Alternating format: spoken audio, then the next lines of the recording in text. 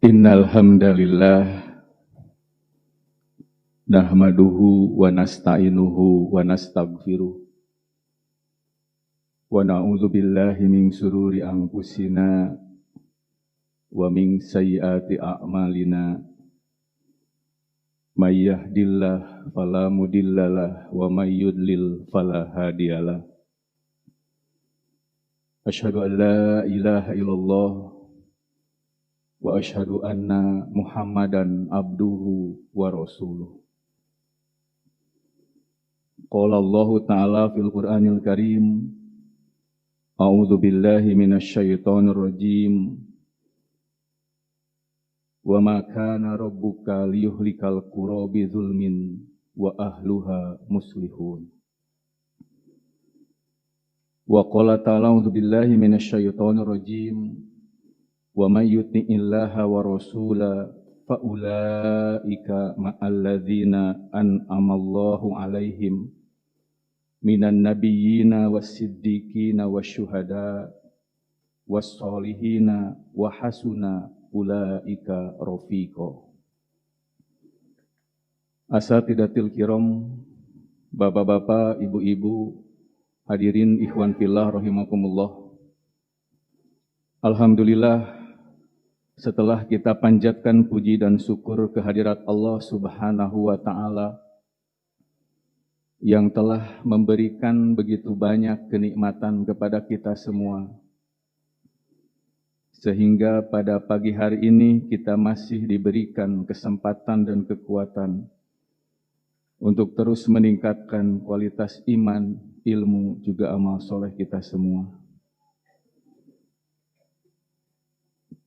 Pada pagi hari ini, saya akan mencoba membahas apa-apa yang sering mungkin Bapak Ibu mendengarkan tema ini, mengenai tentang keutamaan orang-orang yang soleh.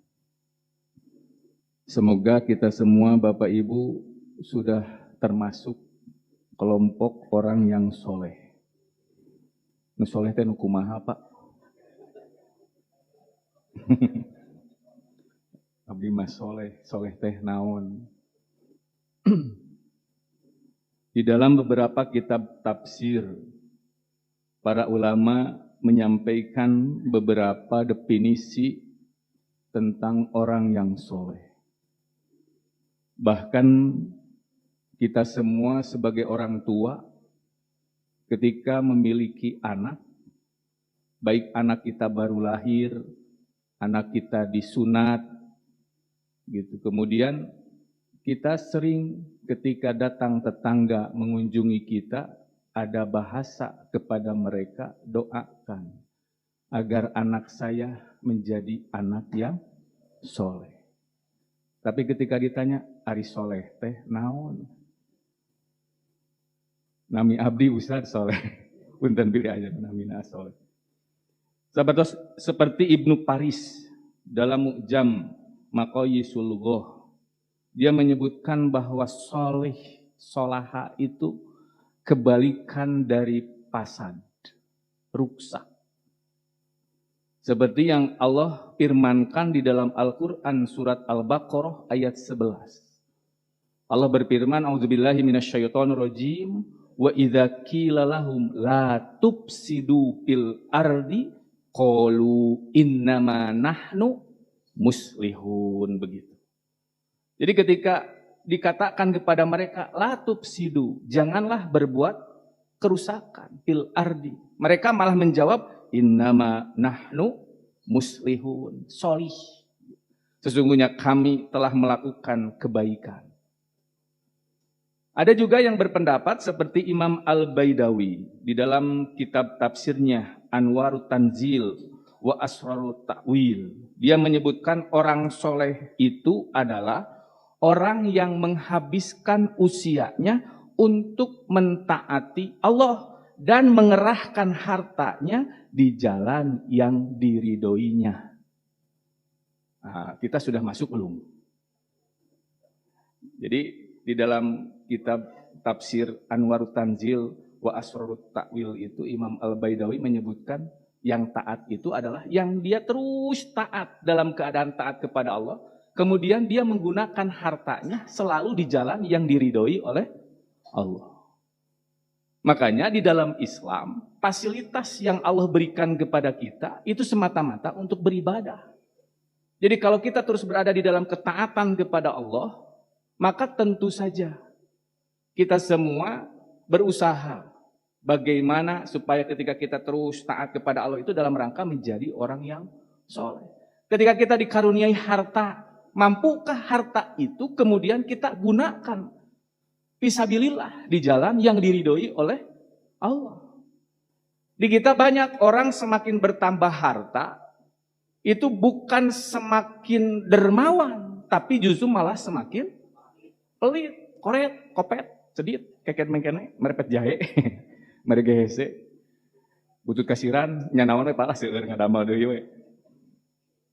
Kenapa? Karena konsep yang pernah tertanam di kepala setiap manusia yang ada di Indonesia, menabung pangkal kaya. Sehingga punya uang itu ditabung lagi. Bukan tidak boleh menabung. Tapi dalam Islam kalau kita ingin kaya, sodako. Tapi banyak di kita yang kemudian kurang keimanan, kurang pemahaman, bertambah uang, mending ditabung, beli lagi tanah, beli lagi mobil. Bukan tidak boleh, hanya tinggal tanyakan kepada diri kita, mampukah kelak di hadapan Allah untuk dipertanggungjawabkan? Begitu saja. Makanya orang yang soleh itu ketika dia bertambah harta seperti Abdurrahman bin Auf. Datang 1 peti emas, dia sodakohkan. Besoknya datang lagi 2 peti emas, dia sodakohkan. Datang lagi 4 peti emas, dia sodakohkan. Kenapa? Karena harta titipan dari Allah. Nah itu orang yang soleh menurut Imam Al-Baidawi. Ibnu Katsir menyebutkan bahwa orang soleh itu orang yang baik amal, baik lahir dan batin. Jadi mungkin jasmaninya dia selalu melakukan hal yang baik, rohaninya juga di dalam hatinya selalu melakukan hal yang baik. Tidak ada kebencian hatinya itu, tidak ada hasud, tidak ada kesombongan, selalu tawadhu begitu. Itu menurut Imam Ibnu Katsir. Hanya kalau kita perhatikan Bapak Ibu, di dalam Al-Qur'an juga Allah menyebutkan karakter orang-orang yang soleh. Siapa sih orang yang soleh? Silakan Bapak Ibu dibuka di dalam Al-Qur'an surat Ali Imran. Di makalah tidak, karena saya membahasnya tentang keutamaannya saja. Hanya saya sebelum masuk kepada keutamaan, ini dibahas dulu. Jangan sampai kita ingin menjadi orang yang soleh, tapi kita sendiri tidak paham siapa orang yang soleh itu. Nah di dalam Al-Quran surat Al-Imran ayat 113-114, yang pertama, Allah berfirman menyebutkan, Laisu sawa'un min ahlil kitabi ummatun qa'imatun. Jadi mereka itu tidak sama di antara ahli kitab itu. Maksudnya orang ahli kitab yang sudah masuk Islam. Yang pertama, ummatun qa'imatun. Jadi umat yang selalu berpegang teguh kepada Al-Quran dan hadis. Istiqomah. Itu yang pertama. Yang kedua, yatsluna ayatillahi ana al-lail. Jadi yang kedua, orang soleh itu karena nanti disebutkan di dalam ayat 114-nya, wa ulaika minas solihin. Mereka itulah orang-orang yang soleh. Nah, di ayat 114-nya mereka itulah orang-orang yang soleh. Siapa? Disebutkannya di ayat 113 dan 114. Yang kedua tadi adalah orang yang selalu yatslu tilawah, membaca Al-Quran. Jadi Bapak Ibu tinggal bertanya kepada diri kita, kita sehari semalam membaca Al-Quran berapa ayat? Berapa juz? Atau berapa lembar? Ketika kita jarang membaca Al-Quran, berat untuk membaca Al-Quran, berarti bisa jadi kita belum termasuk kelompok orang yang soleh. Wahum yasjudun, dan di waktu malam juga dia selalu bersujud, maksudnya sholat tahajud. Alah, acan berarti, datara tahajud, gitu. Kemudian di ayat 114-nya, yu'minuna billah, mereka beriman kepada Allah. Wal yaumil akhir, dan kepada hari akhir. Jadi orang yang soleh mah dia beriman kepada Allah bahwa Tuhannya itu adalah Allah. Nah ini mah Dengan kita datang ke masjid untuk mengikuti pengajian juga ini bukti keimanan kita kepada Allah. Karena kita datang ke masjid ini semata-mata untuk mencari keridhaan Allah, begitu. Yang berikutnya, ciri orang yang soleh itu wa ya'muruna bil ma'ruf wa yanhauna 'anil munkar.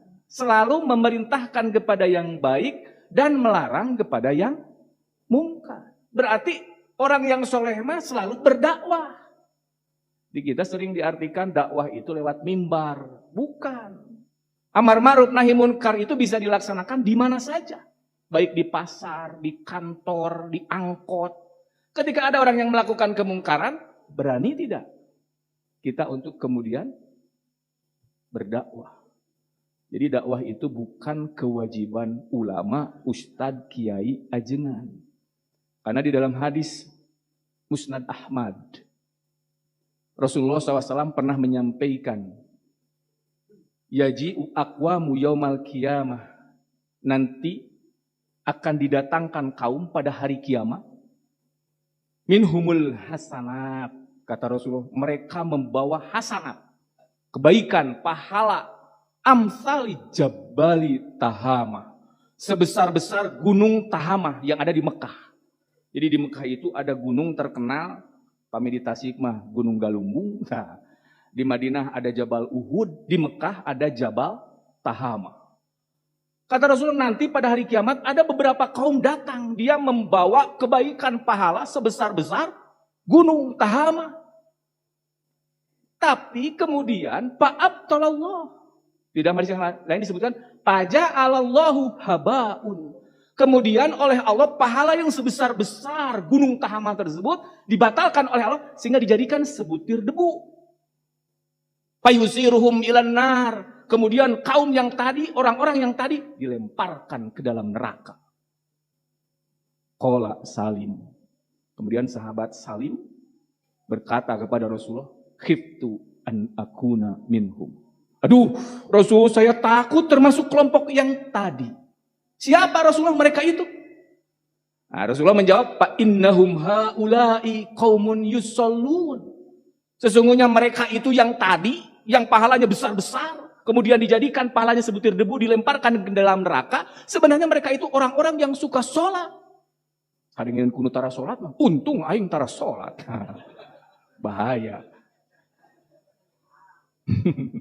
Padahal yang suka sholat saja masih bisa celaka. Di dalam Al-Quran saja pawailul lil musallin. Wa yasumun, dan bahkan kaum yang tadi itu orang yang suka saum. Wa yahujjun, bahkan kaum yang tadi itu pernah haji. Bapak-bapak, ibu-ibu haji, nu ayeuna ngaraos ka hade. Wa ya'khuduna wahnan minal lail, bahkan dia selalu melakukan sholat malam, tahajud. Di sini menunjukkan wajar pahalanya besar. Karena dia suka sholat, suka saum, pernah haji, bahkan suka sholat tahajud.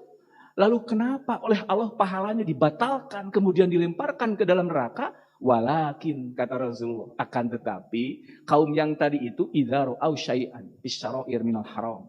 Apabila orang tersebut melihat orang lain melakukan perbuatan jelek, perbuatan buruk, perbuatan munkar, perbuatan yang haram, wasabu alaihi, dia cuek, acuh, tidak peduli.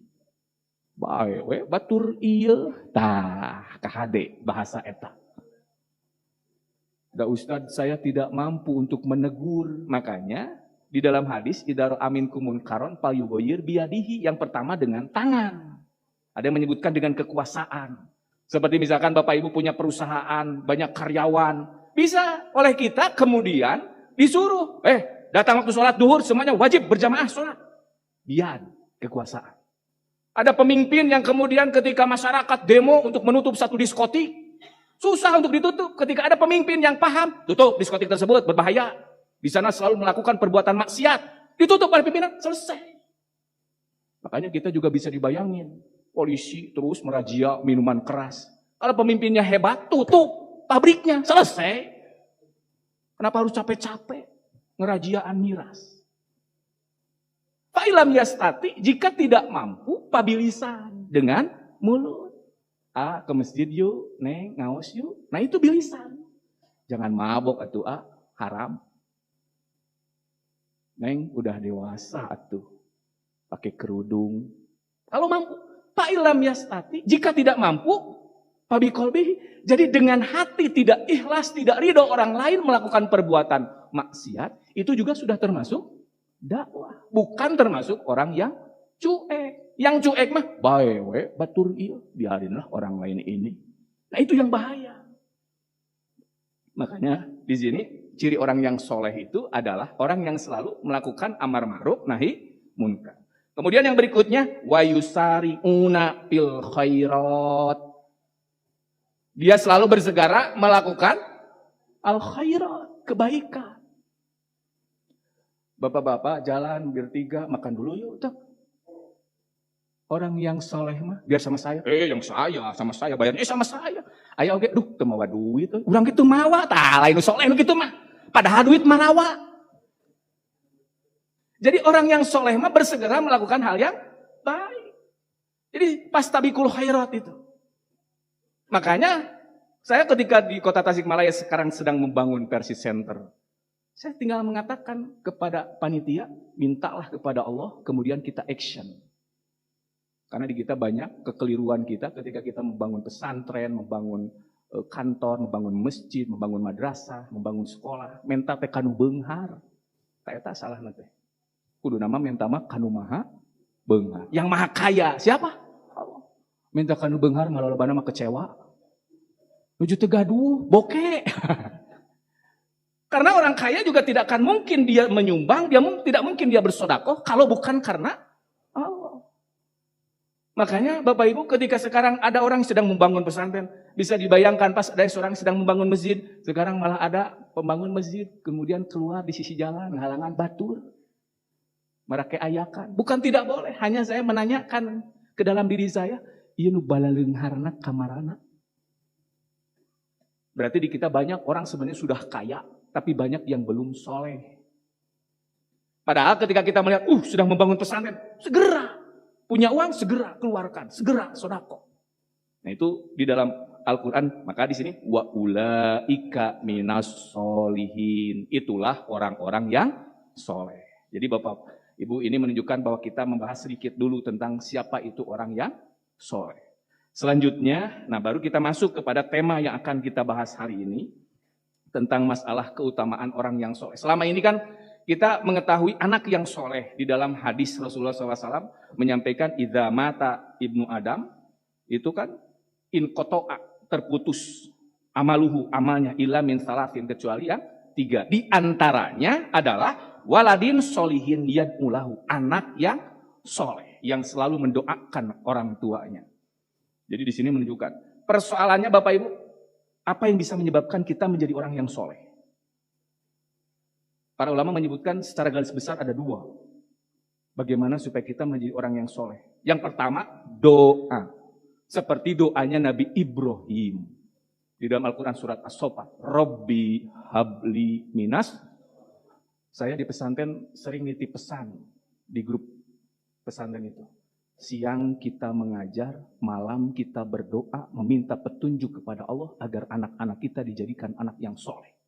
Sehebat apapun kita pakar pendidikan, psikologis anak. Kalau Allah tidak ridho, kita mendidik anak berat, Pak. Ini katanya pakar pendidikan, ini ahli psikologis anak. Tapi kenapa anaknya buraung, tidak soleh?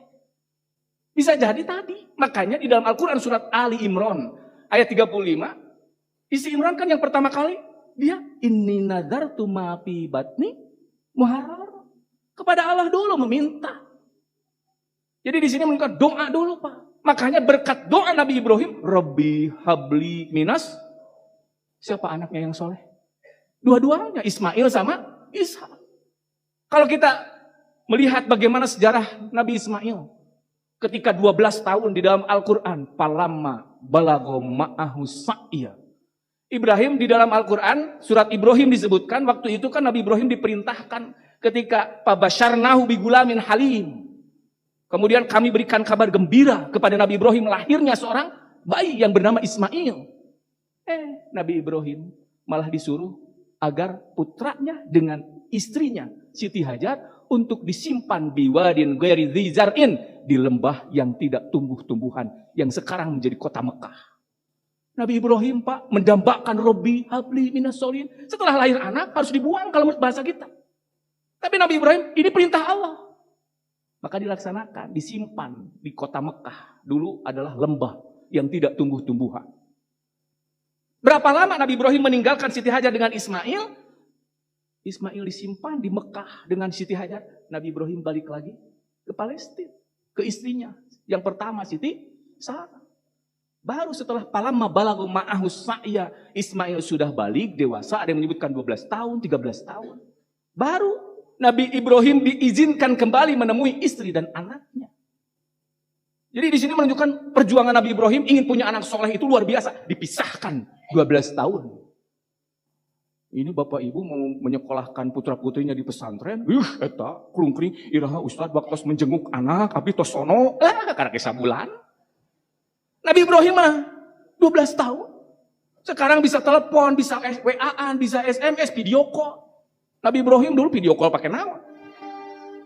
Rindu terhadap anak itu sangat luar biasa. Saya bisa merasakannya. Dulu saya tahun 97 oleh ayah saya diberangkatkan ke Mesir. Dalam hati saya, aduh dipicen.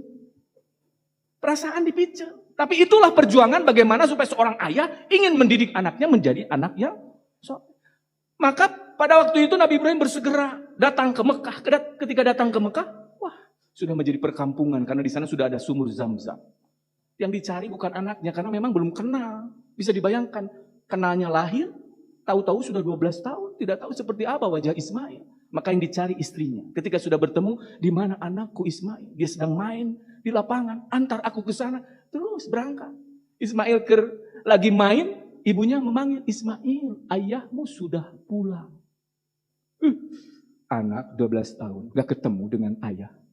Rindunya, pas mendengar ibunya, ayah sudah pulang. Barudak ayeuna di pesantren, datang ibunya hari Jumat menjenguk anaknya. Terus, mama, bukannya nanyain bapak, mana HP abi?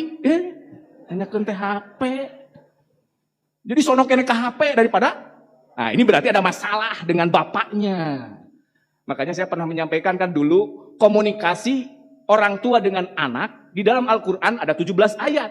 14 ayat komunikasi ayah dengan anak, 2 ayat komunikasi ibu dengan anak, 1 ayat komunikasi guru dengan anak.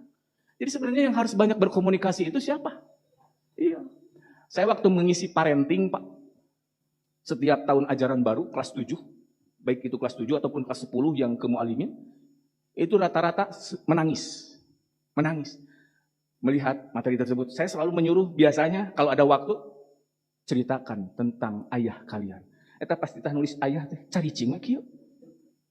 Kumpulkeun. Jadi ayah teh sebagai apa? Tapi ketika ceritakan oleh kalian tentang siapa itu ibu Anda. Ayo minta di kertas. Ini menunjukkan gambaran anak lebih dekat dengan seorang ibu. Jeung bapak mah pernah dipukul. Aduh, gitu berat. Jadi di sini Pak, sekarang masalah pendidikan anak-anak tidak soleh itu bukan salah siapa-siapa. Lebih banyak karena kurang komunikasi antara ayah dengan anak. Makanya waktu itu Nabi Ibrahim ketika ada di pinggir Siti Hajar memanggil Ismail, ayahmu sudah pulang. Pas dilihat ke belakang, Ismail melihat ada sosok laki-laki yang gagah di pinggir ibunya. Oh itu si bapak. Dia langsung lari. Ibrahim melihat ada anak yang lari, umur anak 12 tahun. Ibrahim pun lari, berpelukan. Pak. Bahagia, haru, menangis. Baru saja kebahagiaan itu ada, ya. Nabi Ibrahim malah dapat perintah malamnya untuk menyembelih anaknya. Bisa dibayangkan, Pak. Makanya di dalam Al-Quran disebutkan, kenapa sekarang dalam ibadah haji, tanggal 8 Zulhijjah, makanya sekarang ibadah haji di KBIH Persatuan Islam, termasuk di Karya Imtak, itu selalu berusaha bagaimana supaya tanggal 8 Zulhijjah itu kita selalu ke Mina. Karena tanggal 8 Zulhijjah disebut hari Tarwiyah, hari perenungan. Ini Nabi Ibrahim merenung, Pak, yang pertama kali merenung. Anak yang selama ini saya damba-dambakan, saya tunggu-tunggu kehadirannya untuk melanjutkan perjuangan saya. Harus saya sembelih. Masa begitu? Tanggal 8 Zulhijjah, Tarwiyah. Tanggal 9 Zulhijjah ke Arafah. Diberitahu oleh Jibril, hal Arafah, Arafna. Maka saum Arafah tanggal 2 Hijriah Rasulullah sudah diperintahkan untuk melaksanakan saum Arafah. Jadi saum Arafah itu bukan berhubungan asalnya dengan masalah wukuf ibadah haji di Arafah. Tapi hubungannya dengan Nabi Ibrahim. Arafna disebut saum Arafah. Saya tahu ini perintah Allah. Maka kemudian Nabi Ibrahim berangkat lagi ke Mekah. Kemudian komunikasi dengan Ismail. Ya bunayya inni arafil manam anni adbahuka. Pangdur madza tara. Anaki di dalam bahasa Arab ada ya beni. Wahai anakku. Tapi kalau ya bunayya itu ucapan orang tua dari hati. Mun orang Sunda anaki, dede, putra bapak. Gitu. Jang, tak kayak budak. Kata mah tina mulut lain tina hati. Ya abati, ya abi, wahai bapakku, ya abati dari hati. Si bapak. Jadi Nabi Ismail tahu ini perjuangan seorang ayah. Ujiannya sangat begitu luar biasa. Makanya Nabi Ismail pun berkat pendidikan ibunya menjadi anak yang soleh. Ya abati, wahai bapakku dari hati. Si bapak dedeh. If'al, laksanakan saja ma'tukmar apa yang diperintahkan oleh Allah. Akhirnya berangkat saja Ibrahim dengan Ismail. Ismail kenapa siap disembelih? Karena dia anak yang soleh. Sok bapak-bapak, ibu-ibu, budak pesantren kun kemana? Balik, jang, balik. Bapak ini rek dipunci. Sampai bapak mucit abi rek mucit bapak. Gelut mending budak ge. Jadi belum tentu Pak. Makanya Nabi Ismail pada waktu itu berangkat saja. Sampai di Mina, kemudian digoda ya kan? Oleh setan. Yang akhirnya kemudian oleh Nabi Ibrahim dilempar 7 kali. Sehingga menjadilah syariat melempar jumroh. Jalan lagi, digoda lagi, lempar lagi. Jalan lagi, dilempar lagi. Baru setelah 3 kali melempar jumroh, kemudian Nabi Ismail disimpan. Palama aslama wa talahu lil jabin. Nabi Ibrahim sudah menyerahkan diri, Ismail sudah dipasrahkan diri di atas pahanya, siap disembelih. Kemudian Nabi Ibrahim menyebutkan, ya Allah, bukan saya tidak cinta dan sayang kepada anakku. Tapi saya akan membuktikan bahwa saya lebih cinta dan sayang kepadamu ya Allah. Maka aku akan melaksanakan perintahmu. Ketika mau disembelih, wanadainahu an ya Ibrahim. Allah kemudian berfirman, wahai Ibrahim, qad sodakta ru'ya. Engkau telah membenarkan mimpimu dan itu adalah ujian yang nyata. Wa fadainahu bidzibhin adzim, dan aku gantikan dengan sembelihan yang besar. Nabi Ismail Pak. Jadi punya anak soleh itu luar biasa. Yang kedua, faktor yang bisa menyebabkan anak soleh selain yang pertama tadi apa Pak? Doa. Ya. Yang kedua, faktor yang bisa menyebabkan anak kita soleh adalah pendidikan agama. Makanya kenapa Rasulullah SAW di dalam hadis menyebutkan muru auladakum bisolah wahum abna usab'ina sinin. Perintahkan anak-anak kalian ketika umur 7 tahun untuk melakukan sholat. Jadi pendidikan yang pertama terhadap anak itu adalah pendidikan agama. Bukan di kita Pak. Makanya saya waktu Ustadz Aceng Jakaria meninggal, saya langsung membuka khutbah terakhir waktu di Pangalengan. Jadi dia menyampaikan sangat luar biasa pesan bahwa saat ini banyak orang tua yang kemudian begitu berat menjadikan anak-anaknya sebagai penerus, pewaris Nabi, menjadi ulama. Banyak yang di antara orang tua lebih bangga anaknya menjadi dokter daripada seorang ustadz, ulama, kiai. Padahal dokter dengan ustadz dengan ulama itu posisinya sama. Bedanya kalau dokter itu mengobati jasmani, kalau ustadz ulama mengobati rohani. Kenapa orang lebih banyak memilih jadi dokter? Makanya Dr. Zakir Naik pernah menyampaikan di India, itu yang paling banyak penghasilannya, paling dihargai, dihormati dokter. Tapi setelah akhirnya Dr. Zakir Naik, makanya saya dari kecil ingin jadi dokter. Setelah jadi dokter, baca di dalam Al-Quran. Ternyata di dalam Al-Quran disebutkan bahwa yang paling baik di sisi Allah bukan dokter. Wa man ahsanu qawlan mimman da'a ilallah. Siapa sih orang yang lebih baik daripada orang yang menyeru kepada jalan Allah? Berarti di sini tidak ada orang yang lebih baik daripada ulama, dai. Makanya kata Dr. Zakir Naik, yang tadinya saya dokter, saya pindah. Kuliah saya lagi, belajar lagi agama. Sampai akhirnya menjadi dai. Bahkan dia sudah memasukkan orang-orang yang non-muslim masuk Islam. Ribuan orang masuk Islam berkat dakwahnya. Makanya saya di pesantren Bedah dulu mengundang dari Kampung Pare untuk mengajarkan bahasa Inggris kepada santriwan-santriwati. Walaupun ada kritikan dari orang tua, si Ustadz ngajarkan bahasa Yahudi. Harusnya di pesantren bahasa Arab. Padahal cita-cita saya, setidaknya saya punya cita-cita lulusan pesantren Persatuan Islam itu bukan hanya bisa dakwah di nasional, tapi bisa internasional. Saya hanya punya cita-cita saja, makanya akhirnya kemudian terus bahasa Arab, bahasa Inggris digalakan. Karena di pesantren bahasa Arab 100%, Pak. Pembelajaran itu bahasa Arab. Hanya jangan sampai umat Islam susah untuk berdakwah, karena itu kewajiban kita seperti yang tadi saya sampaikan.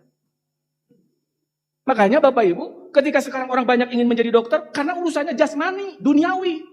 Orang kalau sakit jasmani, dirinya merasa sakit. Nyeri sirah, wah kurang sare ke. Bangun tidur masih sakit, ke dokter. Dikasih resep. Pas dikasih resep, nih katanya 2 minggu ya. Tolong nanti setelah 2 minggu balik lagi. Di urang malu dokter enak gitu. Terus 2 minggu balik deui, matak teu cager-cager pasien di urang. Dan nututkeun wae ka dokter. Ya tebus resep 2 minggu, ketos 2 minggu ka dieu deui, 2 minggu teh gering keneh. Harusnya mah, nih tebus, silahkan semoga lekas sembuh. Selesai sembuh. Itu bahasa-bahasa yang sering kemudian menyebabkan umat sakit itu sebenarnya pembicaraan dokter. Karena ucapan dokter itu luar biasa. Sehingga ketika orang merasa diri sakit, banyak yang datang ke dokter, kita makan obat kebanyakan pahit, di dalahar. Tapi orang kalau penyakit rohani, banyak orang tidak merasa dirinya sakit.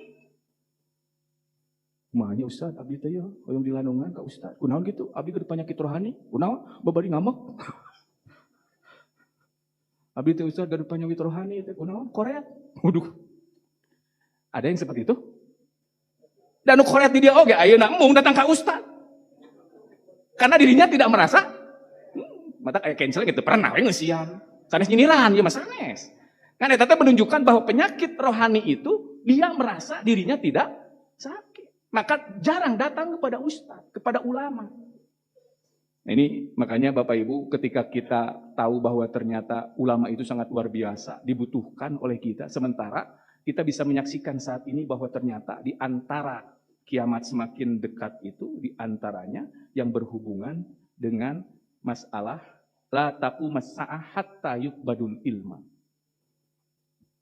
Jadi kiamat itu tidak akan terjadi sampai dicabutnya ilmu. Di dalam hadis Sahih Bukhari, kalau yang tadi di dalam kitab Jumat, di dalam Sahih Bukhari, di dalam kitab Sahih Bukhari, Kitabul Ilm, tentang kitab ilmu, Rasulullah SAW menyebutkan, sesungguhnya dicabutnya ilmu itu, laisa, bukanlah yakbidul ilma biqabdil ulama, intijaan yang taji'uhu minal ibad, bukan dicabutnya langsung dari hamba Allah, walakin yakbidul ilma biqabdil ulama, dicabutnya ilmu itu dengan meninggalnya para ulama. Maka ketika kita mendengar ada ustadz, ulama, ajengan, kiai meninggal, kita harus kemudian mempersiapkan kader. Bagaimana kita bisa mencetak generasi-generasi menjadi orang yang soleh. Nah Bapak Ibu, maka 2 faktor inilah yang bisa menyebabkan kita menjadi soleh. Maka yang pertama, doakan anak-anak kita, keluarga kita. Yang kedua, kita terus jangan pernah bosan, tapakuh fiddin, belajar agama. Makanya pernah ada kasus suami istri cerai di Arab, kemudian ada anak satu, oleh pengadilan ditanya, nak kamu mau ikut ibu atau mau ikut ayah? Maka si anak ingin ikut ayah. Si ibunya kemudian meminta kepada hakim, wahai Pak Hakim, tanyakan kepada anakku, kenapa dia memilih memilih untuk bersama dengan ayahnya? Maka hakim pun bertanya kepada anaknya, nak kenapa kamu lebih memilih ibu daripada memilih ayah daripada ibu? Karena ayah selalu mengajak aku jalan-jalan, main-main. Sementara ibuku selalu memaksa aku belajar agama sampai aku dipukul. Oleh hakim, kalau begitu engkau berhak mengikuti ibu kamu, bukan dengan bapak kamu. Jadi di sini menunjukkan dulu para hakim itu tahu anak ini siapa yang berhak mendidik anak-anaknya. Jadi di sini menunjukkan kalau ada suami istri punya anak SMP, sanawiyah. SMA, pesantren, yang mana? Nah ini kadang-kadang Pak, yang masih banyak di kita belum paham. Makanya kalau kita masih terus, kecuali kalau di rumahnya kita siap mendidik anak-anak kita bagaimana supaya anak-anak kita paham terhadap Al-Quran, paham terhadap hadis. Itu silahkan. Pesantren adalah di antara salah satu yang bisa membantu Bapak Ibu bagaimana bisa menjadikan anak-anak kita menjadi anak-anak yang soleh. Makanya di dalam Al-Quran, nah ini Pak, jadi keutamaan orang yang soleh yang ada di dalam Al-Quran, yang pertama, hayatan thayyiban. Jadi yang pertama Pak, keutamaan orang yang soleh itu adalah dia memiliki kehidupan yang thayyib, yang baik. Allah berfirman, a'udzubillahi minasyaitonirrajim, man amila solihan, barang siapa yang beramal soleh. Amal soleh teh apa? Para ulama mendefinisikannya yang cocok sesuai dengan Al-Quran dan hadis. Karena nanti ada orang yang dia pernah beramal di dunia, tapi dia dimasukkan ke dalam neraka. Sehingga dalam Al-Quran mereka berteriak, wahum yastorikhuna piha. Mereka berteriak di dalam api neraka. Rabbana akhrijna. Ya Allah, dulu Gusti, Pangeran Abdi. Gitu. Ya Allah, ya Tuhan kami, akhrijna. Keluarkan kami dari neraka. Na'mal solihah. Kalau engkau mengeluarkan aku dari neraka, maka aku akan beramal soleh. Ghairalladzi kunna na'mal. Bukan amal yang dulu aku lakukan ketika aku hidup di dunia. Berarti dia suka beramal, tapi bukan amal soleh, begitu. Maka ketika barang siapa yang beramal soleh, dari itu laki-laki ataupun perempuan, wahwa mu'minun. Nah syaratnya dia beriman. Maka palanuh yannahu hayatan thayyibatan. Maka pasti hidupnya itu akan mendapatkan kehidupan yang baik. Kalau dalam keluarga mah penuh dengan rahmat, kanyaah, kasih sayang dari Allah. Ini mah keluarga walaupun rumahnya kecil, gubuk, tapi istrinya solehah, suaminya soleh, anak-anaknya rajin ke pengajian, anak-anaknya setiap datang waktu sholat ke masjid. Itu adalah keluarga yang soleh. Yang kita terjemahkan sakinah, mawadah, waroh. Rahmah itu kasih sayang dari Allah. Rahmat itu ada kalau ada mawadah. Jadi rahmat mah hasil dari mawadah. Kayak kasih sayang dari Allah itu berasal dari mawadah. Apa itu mawadah? Cinta yang menggebu. Jadi cinta yang disebut dengan ada hubun. Kalau hubun mah cintanya hanya terhadap kelebihan. Gelis, awewe. Langsung nikah. Terus, gening pamajikan aing teh peot aya nama. Dengan deui. Nah itu bukan mawadah. Ya. Kita lahir punya anak. Anak kita nggak bisa diem. Wah, jahil kepada orang lain. Anak ini bau, tedek cici. Orang tuanya mah tetep sayangnya. Itu yang disebut dengan mawadah. Budak teh menigaling-galing teh. Wirung bapak namanya rek cek batur kumaha-kumaha. Jadi walaupun orang lain menyebut apa, kalau kita tetap cinta, tetap sayang, itu yang disebut dengan mawadah. Jadi rahmat akan ada dalam diri keluarga kita kalau ada mawadah. Suami istri saling mencintai itu bukan masalah melihat kelebihannya saja. Tapi juga melihat kekurangan. Karena tidak ada manusia yang sempurna. Kan sempurna makan rokok. Nah mawadah itu akan ada kalau ada sakinah. Sakinah itu tenang, tentram. Dalam bahasa Arab, sakinah itu tenang, tentram berbeda dengan tumaninah. Karena tumaninah juga tenang, tentram. Sakinah juga tenang, tentram. Bedanya kalau tumaninah itu ketenangan yang dihasilkan dari ibadah. Tenang di sholat. Tenang sudah sedekah. Jadi tenang sudah baca Al-Quran. Itu tumaninah namanya. Kalau sakinah itu ketenangan. Di dalam bahasa Arab ada bahasa sakanatis sajarah idza dhahabatir rih. Pohon menjadi tenang ketika tidak ada angin. Jadi sakinah itu ketika sudah tidak ada angin. Dalam rumah tangga, sakinah itu kalau sudah tidak ada angin. Apa angin dalam rumah tangga? Masalah. Jadi Bapak Ibu, asing geus kolot rumah tangga geus puluhan tahun, aya we masalahnya. Tah eta rumah tangga mah loba masalah. Jadi kalau berumah tangga pasti ada. Cuma bagaimana kita menyelesaikannya? Baheula teh si akang teh meuli bager soleh, ngiriman segala keur bobogohan. Ngirim coklat, ngirim duit. Ngirim boneka, ngirim ciput, kaos kaki segala dikirim. Ketika sudah menikah, ngasih nafkah lebih 5.000 ge. Ditatagih. Itu masalah. Bagaimana solusinya? Ke pengajian.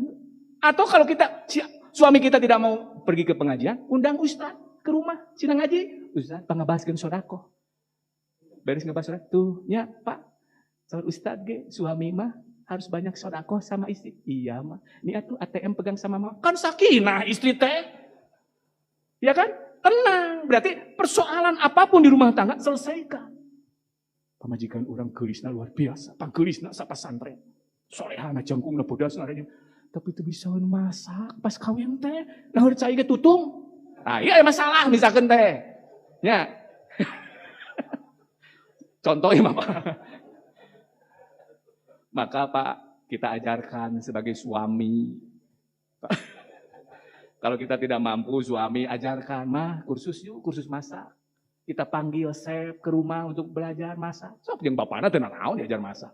Dulu saya di Mesir dengan Ustadz Haris Muslim, itu bagaimana menjadi mahasiswa di Al-Azhar itu pintar untuk memasak. Karena kita tahu bahwa kita ketika menikah akan jadi imam.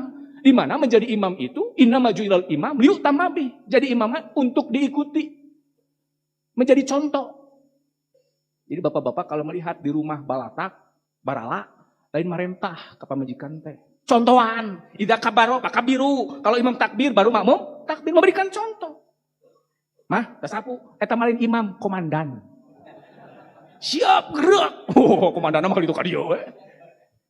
Kalau imam enggak, Allahu Akbar, baru makmum takbir.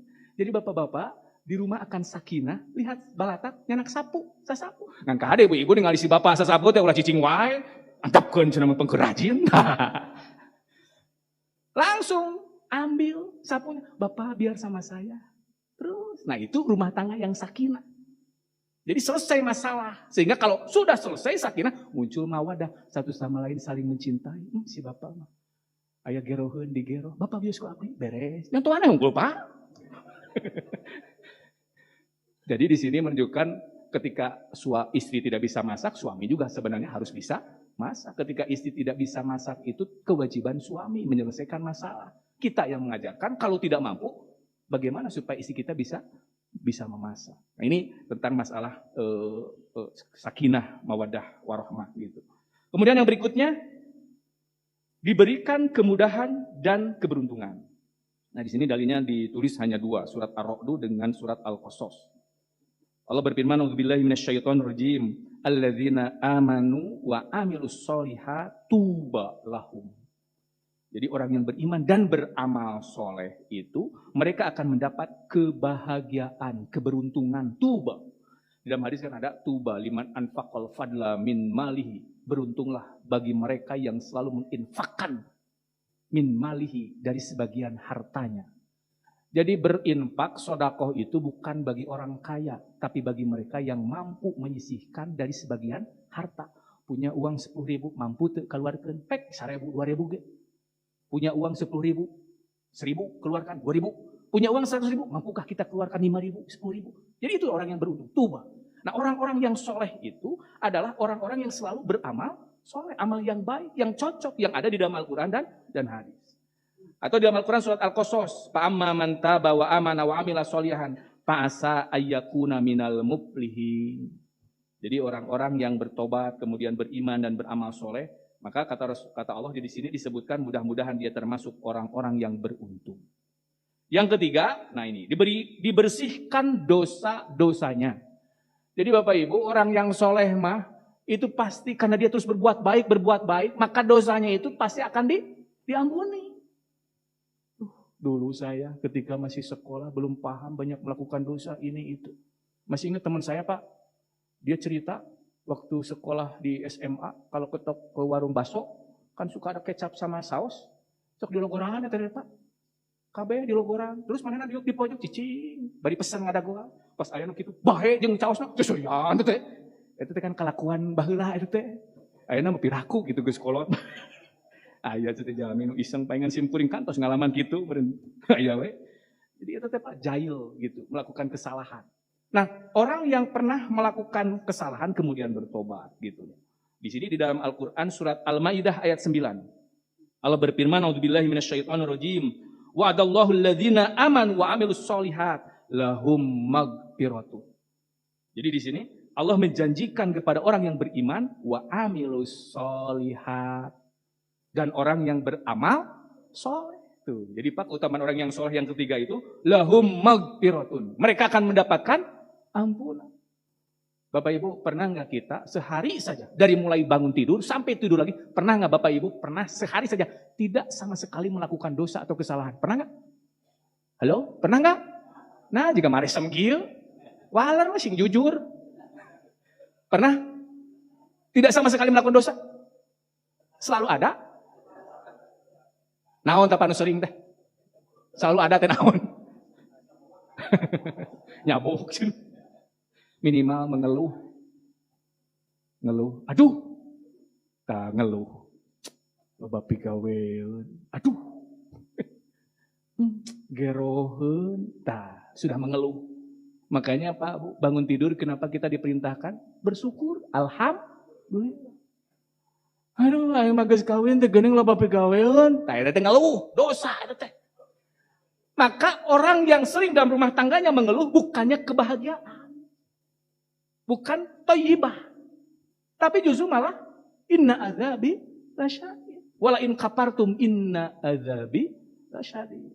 Makanya di sini Bapak Ibu kalau kita tidak pernah terlepas dari kesalahan dosa setiap hari, maka menjadi orang yang soleh adalah salah satu solusinya. Di antaranya anak yang soleh yang tadi saya bahas. Bagaimana kita bisa bersegera untuk melakukan kebaikan. Kemudian yang keempat, selalu mendapatkan hidayah.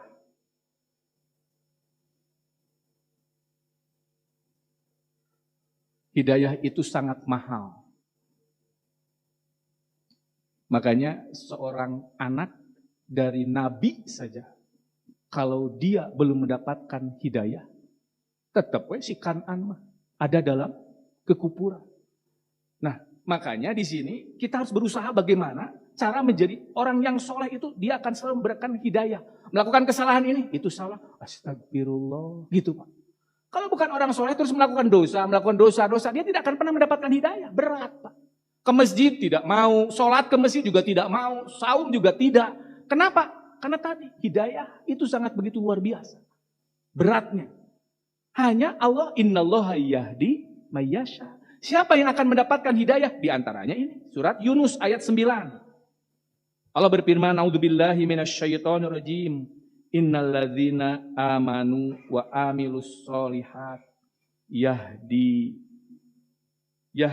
rabbuhum biimanihim." Niscaya mereka akan diberikan petunjuk oleh Tuhan karena keimanannya. Jadi di sini menunjukkan alladzina amanu wa amilus solihat wa tajri min tahtihimul anhar fi jannatin naim. Tuh, Pak, orang-orang yang beriman, beramal soleh mah dijamin mereka akan masuk ke dalam surga yang penuh dengan kenikmatan. Tajri min tahtihal anhar. Tajri min tahtihimul anhar fi jannatin naim. Jadi mereka di dalam surga yang penuh kenikmatan mengalir di bawahnya sungai-sungai. Jadi orang yang soleh mah di dalam Quran surat Yunus, 1, dia mendapatkan hidayah. 2, dia akan dimasukkan ke dalam surga. Jadi Bapak Ibu, kalau kita melakukan kesalahan, ya Allah, dia langsung ingat, ya Allah, begitu.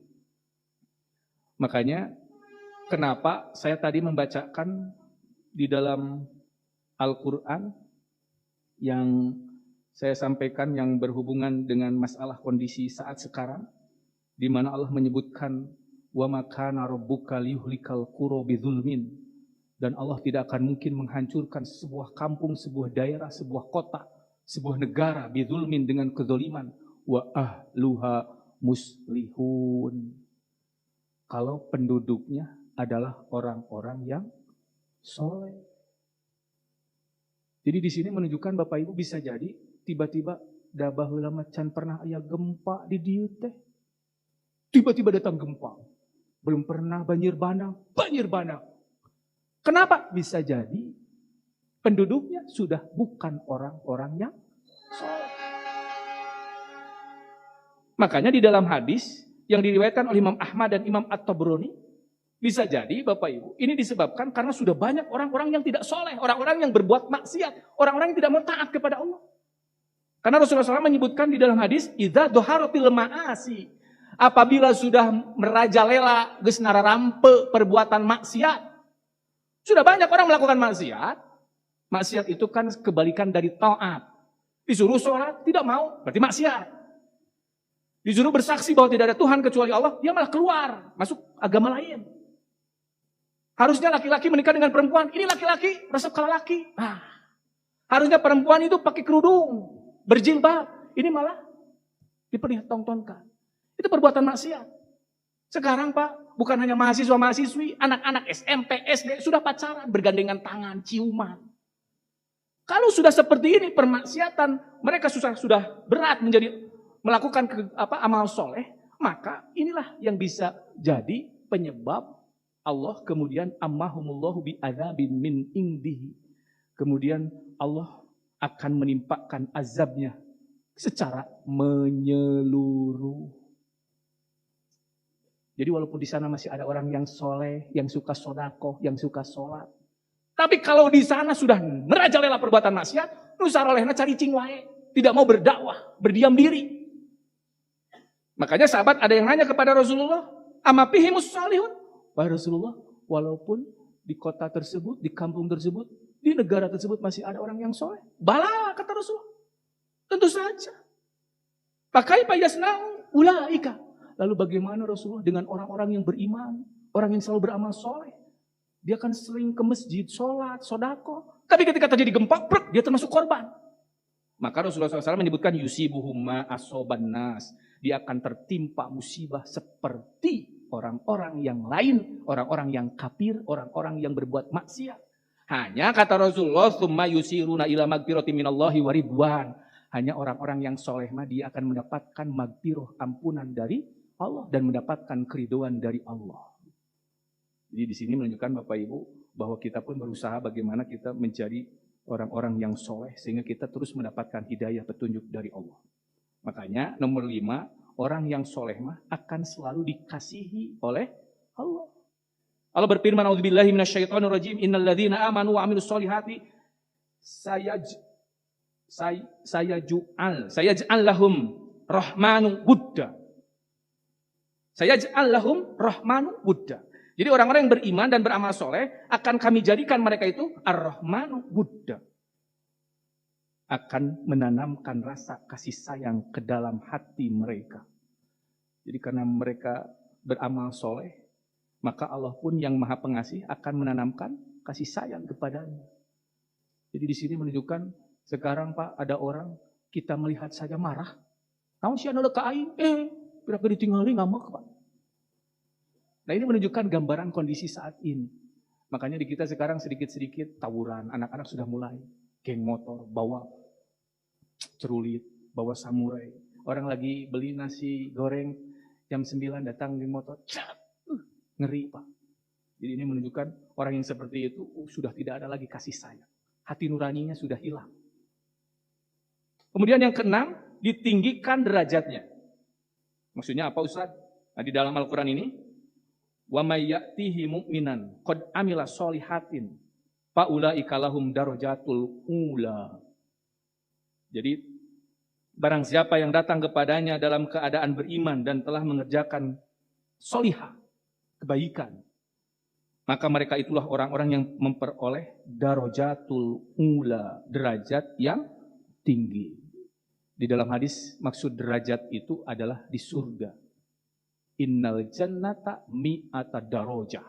Surga itu ada 100 derajat. Begitu. Di mana derajat tersebut ma bainahuma, di antara derajat 1, derajat 2, derajat 2, derajat 3. Di antara 1 derajat dengan derajat berikutnya, luasnya ma bainas sama'i wal ard. Seluas langit dan bumi.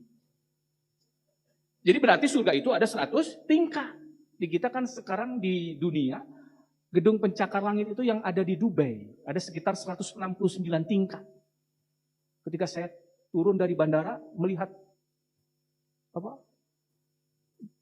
bangunan yang di Dubai itu Pak, dari kejauhan, di kiri, saya curug. Pas didatengin, wah tinggi. Tapi kan itu di dunia Pak, masih kelihatan ujungnya. Tapi surga, 1 tingkatnya seluas langit dan bumi. Berarti surga itu beberapa tingkatan. Nah, para ulama menyebutkan bahwa kenikmatan setiap derajat surga itu berbeda-beda. Makanya ada yang menyebutkan surga yang paling bawah itu bagi mereka di antaranya yang dimasukkan dulu ke dalam neraka kemudian diangkat seperti yang disebutkan di dalam hadis Sahih Bukhari. Rasulullah itu menyampaikan Allah akan memasukkan yadkhulullah. Yadkhulu ahlul jannati al jannata, akan dimasukkan ahli surga ke surga, wa ahlun nari naro, ahli neraka ke dalam neraka.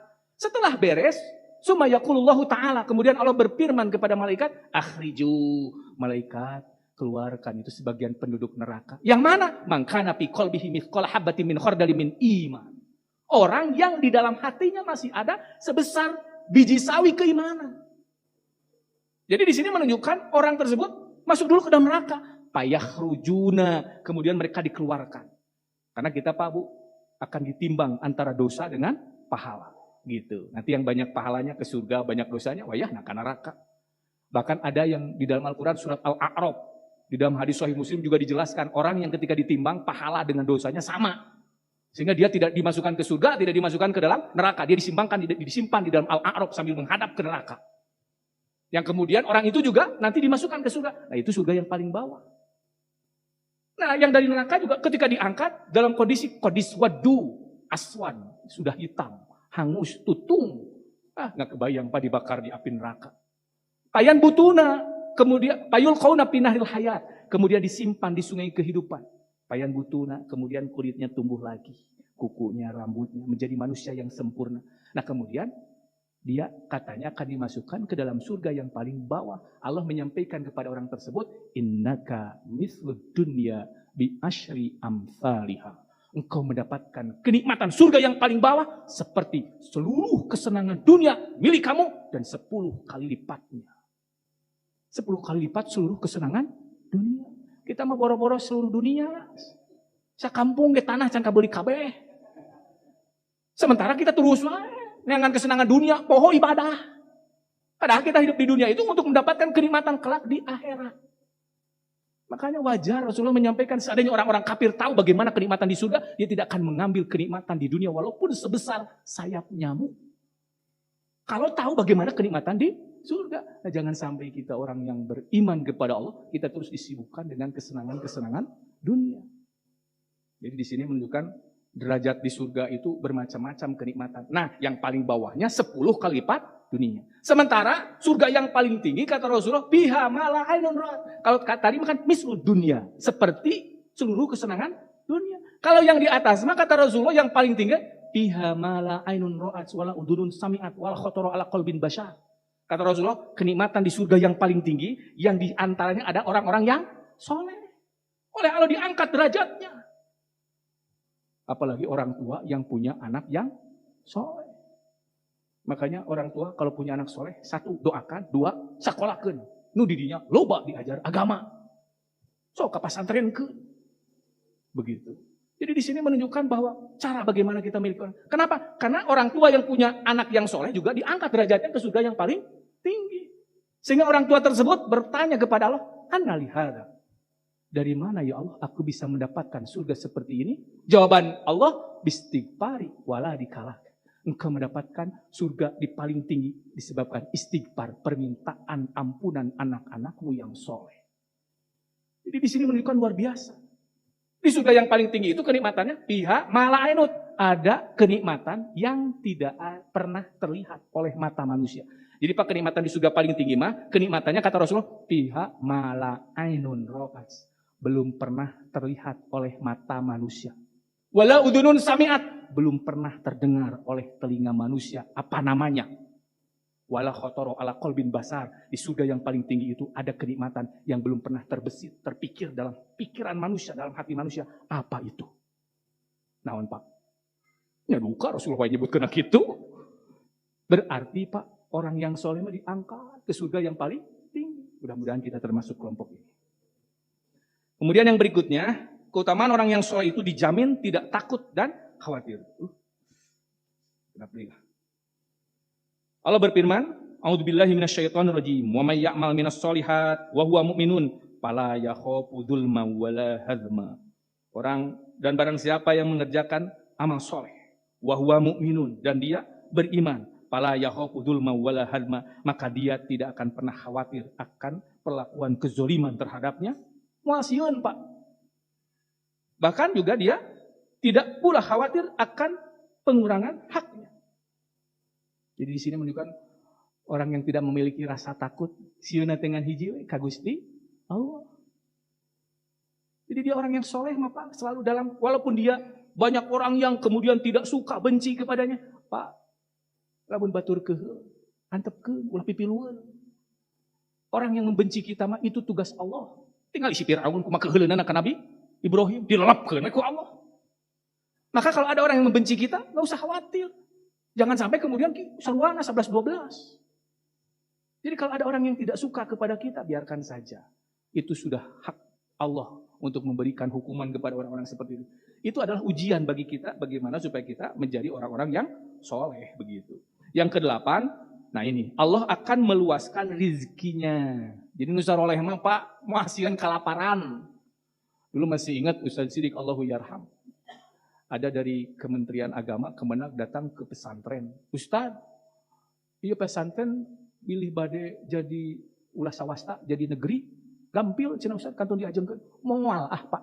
Engke cenah pami guru-guru asatina tos bargang. Jadi karena kan kalau sudah negeri mungkin PNS sudah dijamin gajinya. Di kita banyak Pak bahwa gaji mah ti atasan, ai rezeki mah ti Gusti. Oh, gaji jeung rezeki ageungan mana? Tapi urang lolobana mah hayu we digawe neangan duit. Neangan gaji gitu, lain neangan rezeki. Makanya Bapak Ibu di sini di dalam Al-Qur'an surat Al-Hajj ayat 50 Allah berfirman, "A'udzubillahi minasyaitonir rajim, alladzina amanu wa amilus solihat lahum magfiratun." Sudah ini dibahas, wa rizqun karim. Dan dia akan mendapatkan rizki yang mulia. Jadi orang yang soleh Pak tidak akan pernah takut miskin. Di kita banyak, Bu, masukkan ke pesantren. Kalau pesantren mangkena. Nah, banyak orang yang seperti itu. Padahal jadi punya anak yang soleh mah dijamin rizkinya oleh. Bukan hanya nu soleh ari rizki mah. Nu teu soleh ge di rizkian komo deui. Binatang saja diberikan rizki oleh Allah. Hanya tinggal kita memahami tentang konsep rizki. Seperti yang pernah saya dulu sampaikan. Seperti Imam Asy-Syafi'i dengan Imam Ahmad bin Hanbal. Burung saja keluar dari sarangnya dalam kondisi lapar.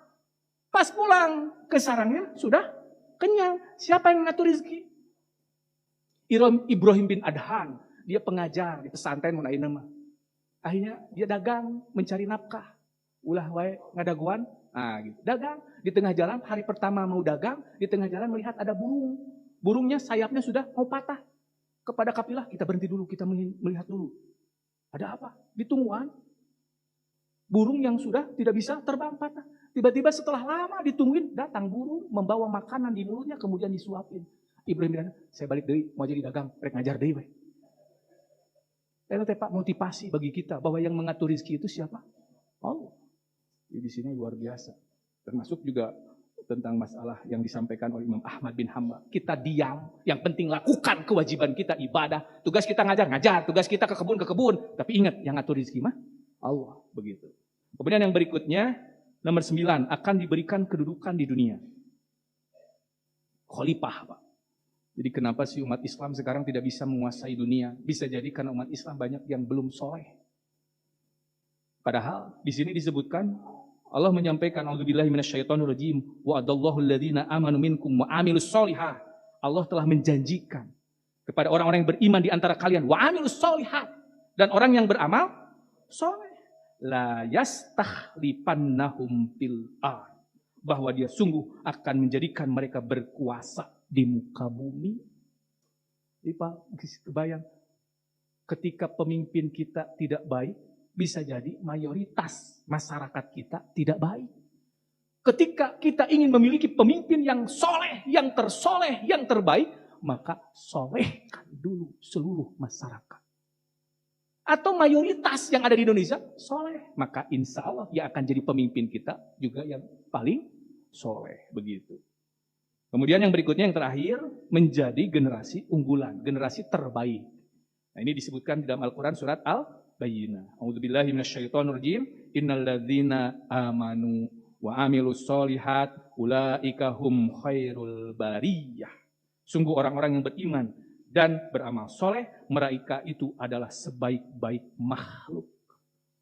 Jadi yang paling baik di antara manusia, makhluk Allah yang paling baik adalah orang yang soleh. Mudah-mudahan kita semua bisa termotivasi dengan keutamaan menjadi orang yang soleh ini, sehingga kita berusaha bagaimana beres keluar dari pengajian ini berlomba-lomba dalam kebaikan, sehingga kita paham, semakin paham bahwa tugas kita saat ini bukan hanya sekedar menuntut ilmu, tapi bagaimana kita bisa action wal amalu bil arkan. Sakitu rupina yang bisa saya sampaikan, aku qouli hadza wastaghfirullah li wa lakum wal afu minkum. Rabbana la tuzigh qulubana ba'da idh hadaitana wa hab lana min ladunka rahmah innaka antal wahhab. Rabbana hab lana min azwajina wa dzurriyyatina qurrata a'yun waj'alna lil muttaqina imama. Rabbana atina fid dunya hasanah wa fil akhirati hasanah wa qina adzabannar. Wassalamualaikum warahmatullahi wabarakatuh.